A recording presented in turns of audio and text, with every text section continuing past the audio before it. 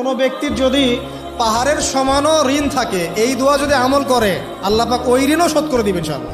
রিজিক তো বাড়বেই ইনশাআল্লাহ, আপনার যত ঋণ আছে ইনশাআল্লাহ আল্লাহ পাক শোধ করে দিবেন। আমার সাথে বলেন, দোয়াটা হচ্ছে আল্লাহুম্মা ইকফিনি বিহালালিকা আন হারামিকা ওয়া আগনিনি বিফদলিকা আম্মান সিওয়াকা